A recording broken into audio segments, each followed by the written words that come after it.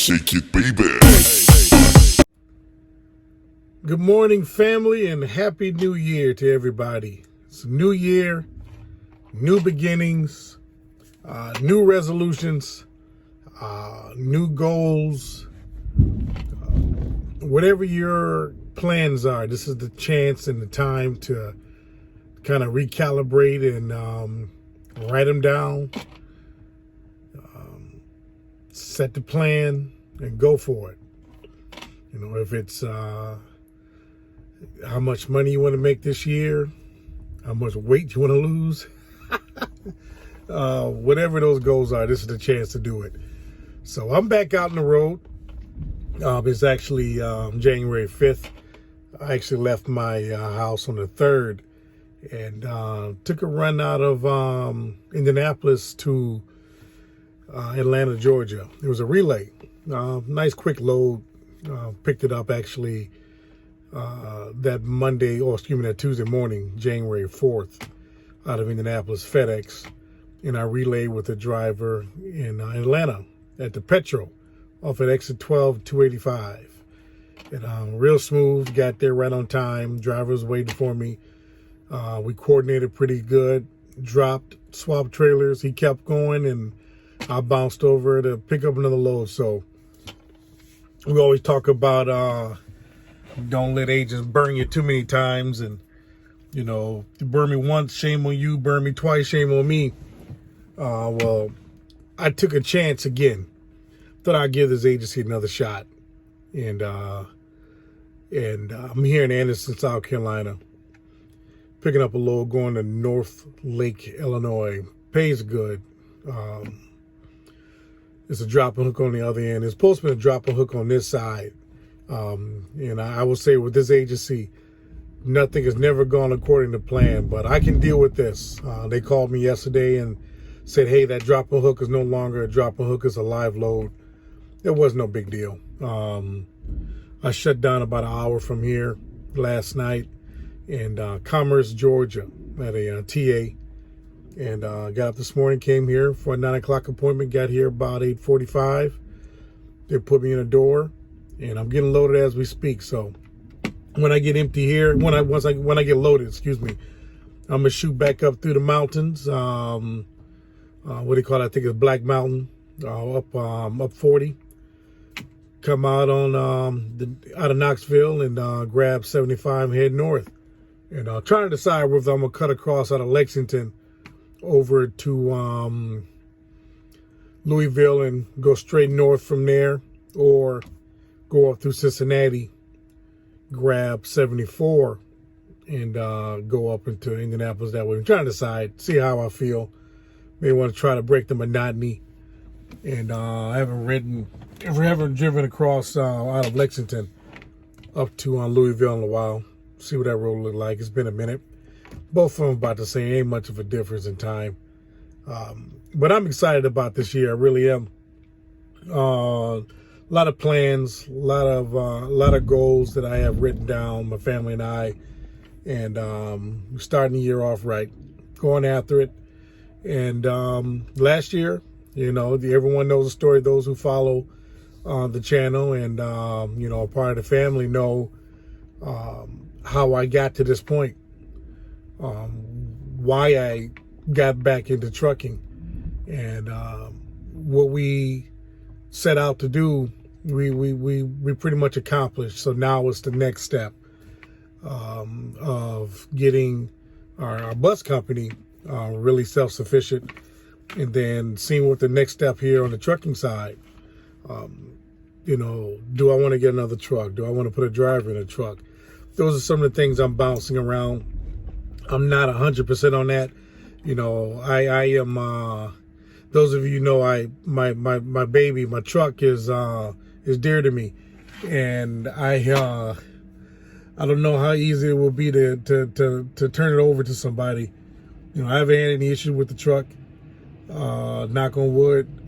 But you know, the minute you turn it over, all of a sudden, all kind of things will go wrong. So I'm kind of reluctant of that. You know, I put a lot of money into this truck, especially with the APU, which works great, by the way. I got to give it an APU story.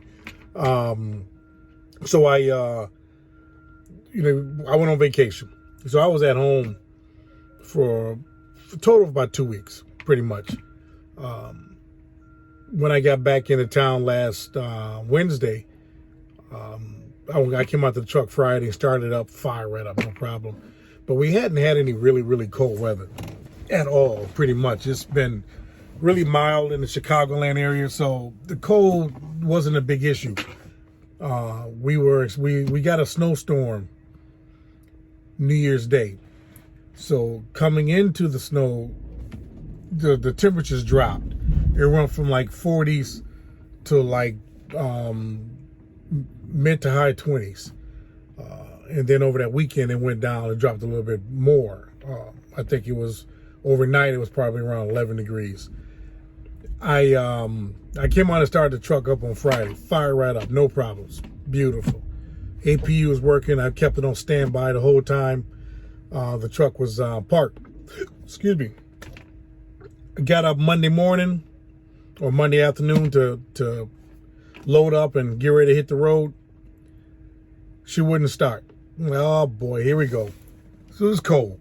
It tells me that I probably need to get a new set of batteries. You know, one of the things that I do know when we're running appliances, you know, microwaves and things of that nature, even with the APU, it is taking a drain on the batteries. Even with the APU going, the APU kicks in when the batteries get to a certain level. So the batteries are still taking a beating, but your APU kicks in and it charges the batteries back up. That's how I understand the APU to work.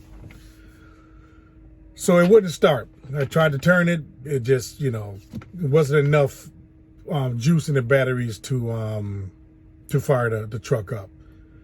Luckily, the APU had enough. There was enough battery in the APU to fire up the APU. Basically, there was enough power in the battery to fire the APU up. So beautiful, got it. Let's get that APU running. And she fired up. I put it on full run, not standby. I put it on full run. And sure enough, I let that APU kick in and run for about a good 10, 15 minutes. Jump back in the truck, turn the key. Wow. Popped. Turned, fire right back up. So that was good. I didn't have to jump the truck. The truck jumped off on its own using the APU. So it just tells me that I need to get another set of batteries. Now, I think that's what I'm going to do. Just get these batteries pulled out, put a new set of batteries in, probably upgrade the battery. I hear that a platinum battery is better for what we're doing, with appliances, APUs, microwaves, coffee makers, all that stuff that we do on our trucks. So that's something I'm gonna upgrade to in the next couple of weeks here and get that battery going. But everything is going good. I told you guys I'm gonna start telling you some stories. I'm gonna tell you a story. And I'm not gonna keep this long. When I first started driving trucks, I got my CDL through JB Hunt back in 95, 1995. So long I've been in, dealing with trucking. There was a school in Rantoul, Illinois. It was an old naval base, Chanute Air Base, not Navy, Air Force Base, Chanute Air Force Base. And JB Hunt acquired the base, or a section of the base, and that's where the truck driving school was. So we stayed in old military barracks. They didn't feed us. We had to supply our own food, but we had microwaves in our room, or in a break room rather. And the air base was where we did our maneuvers with the truck. So that's how I got my start. This to tell you how that started. I got my CDL to JB Hunt. I got a lot of stories to tell you about JB Hunt and when I was a driver. I wasn't there long, but I got enough stories to tell you. But I was in a Walmart distribution center in Mississippi. I can't remember the name of the city. Begin with a B. I got to look it up to remember the name of the city or the town. But it's a big distribution center. One of the first distribution centers I'd ever been to for Walmart at that time. This was 95. This was back then when Walmart did a lot of driver assist.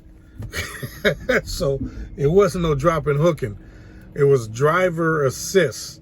So you had to go back there and help them unload the trailer, which is something I wasn't really fond of.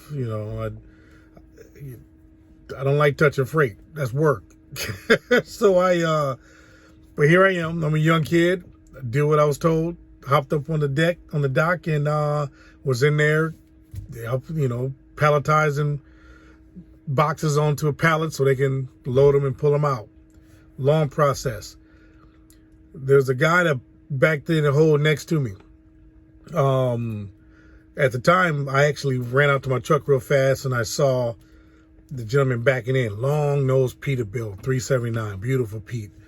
The guy got out of the truck, man, and had a cowboy hat on, cowboy boots, big belt buckle. I assumed he was from Texas or Oklahoma. He was the epitome of a trucker. When I saw him, I started thinking about the theme song "Eastbound and Down" from Smokey and the Bandit, which is one of my favorite songs, by the way. He was a trucker from head to toe, cowboy from head to toe. And so I actually walked back into the dock behind him. He came back there to give him his paperwork so we can get unloaded. And they told him, "Okay, sir, no problem. It'll be it's a driver assist, so let's get you going." And the man's really deep country cowboy accent, really thick. I'm not going to try to impersonate it because I'm not good at that. But he told him, he said, "I don't touch freight." And the guy on the dock was, "Well, here is a driver assist, so you got to touch freight." And the guy said again, "I don't touch freight." And so I realized there was about to be a problem and a standoff. And sure enough, the supervisors came down and said, "Sir, this is a driver assist facility, so you're going to have to help unload." And he said again, "I don't touch freight." They said, "Well, we got a problem." He said, "No, we don't got a problem. I don't touch freight." He said, "Well, you want this trailer unloaded? I'll get it unloaded for you." And the man proceeded to exit the building. I can vaguely hear the engine fire up on his truck. And this is before they were, well, at least at this location, there was no load lock, trailer lock. I think he's probably the reason why they have trailer locks at docks now. Just one guy, and I witnessed it. He put that baby in gear, and he pulled the trailer from the door. I don't know, maybe 7-8 feet, not that much, maybe 10 feet. I don't know. And I'm assuming it was his trailer. I don't know. He put it in reverse, and he slammed that trailer against that dock, and a third of the load came onto the dock. Just flew out of the trailer. I watched this take place. If had this been 2010, I'd have had it on video. This happened. God is my witness. And about 3 or 4 guys ran out the door because it sounded like he was about to put it back in gear and pull it back from the door one more time and repeat what he did the first time. And they ran out there really quick and caught him. And I guess they must have told him, "Sir, please stop. Don't move. We'll take care of this." And sure enough, the engine shut off. They went on that trailer and everything stopped. And they unloaded that man's trailer and pulled everything off of it. That really happened.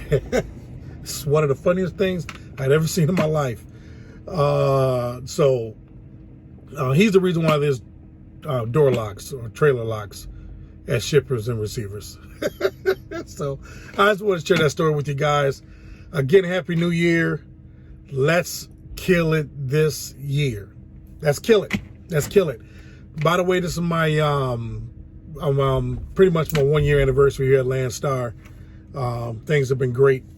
Nothing's changed. Great company to be leased onto.